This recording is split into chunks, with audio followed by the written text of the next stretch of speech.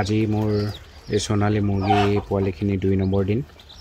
আৰু 2 নম্বৰ দিনৰ ৰাতিপুৱা কি কৰিলোঁ ৰাতিপুৱা দানা পানী দি দিছিলোঁ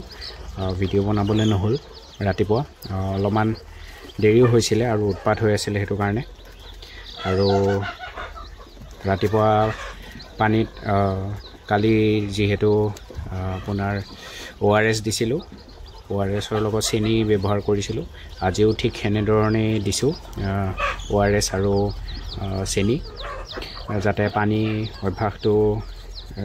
লাগি থাকক মুৰ্গীখিনি হেতু কাৰণে পানী খাই থাকক আৰু দানা দি দিয়া গৈছে এনেকৈ প্লেটত দানা দি দিছোঁ এনেকৈ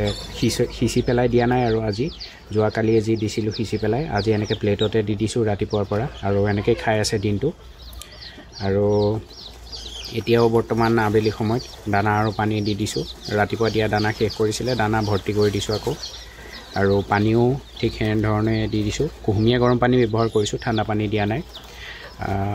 আৰু আজি এতিয়াও অকল ORS দিছোঁ চেনি ব্যৱহাৰ কৰা নাই যিহেতু পানীৰ অভ্যাস অলপমান লাগিছে পানী এতিয়া খাবলৈ অলপমান আহিছে আৰু লাইট বৰ্তমানলৈকে দিয়া হোৱা নাই কাৰণ কিয় লাইনটো নাই আৰু এতিয়া ভিতৰত যথেষ্ট ভাল গৰম হৈ আছে দিনত যিহেতু গৰম হৈ থাকে ৰুমত সোমালে ঘাম ওলাই যায় এনেকুৱা গৰম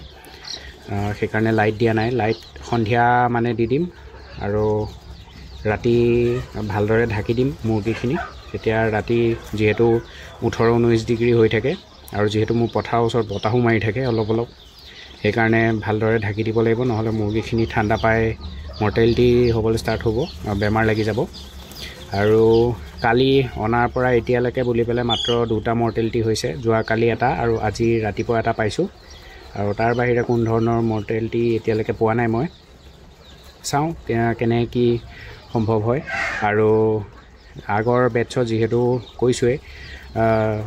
এণ্টিবায়'টিক ব্যৱহাৰ নকৰাকৈ মুৰ্গী পালন কৰি আছোঁ বুলি আৰু এতিয়া বৰ্তমানলৈকে মই এণ্টিবায়'টিক ব্যৱহাৰ নকৰাকৈ পালন কৰি আছোঁ যিহেতু 2টা বেটছ উলিয়াইছোঁ তেনেধৰণে এইটো বেটছো চেষ্টা কৰোঁচোন কেনেধৰণে কেনেকুৱা হয় ৰিজাল্ট সেইটো চাবলৈকে এণ্টিবায়'টিক ব্যৱহাৰ নকৰোঁ আৰু এণ্টিবায়'টিক ইমান ব্যৱহাৰ কৰাও ঠিক নহয় মুৰ্গীৰ কাৰণে স্বাস্থ্যৰ কাৰণে ঠিক নহয় মানুহৰ স্বাস্থ্যৰ কাৰণেও আৰু লগতে মুৰ্গীৰ কাৰণেও ইমান এটা ঠিক নহয় সেইকাৰণে এণ্টিবায়'টিকৰ সলনি আদা নহৰু জিৰা জালুক আজৱাইন হালধি এনেধৰণৰ তুলসী পাত এনেকুৱা ধৰণৰ বা নিম পাত হ'ল কৃমিৰ কাৰণে এনেকুৱা ধৰণৰ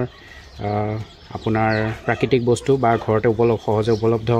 বস্তু ব্যৱহাৰ কৰি চাওঁ কেনেকুৱা কি হয়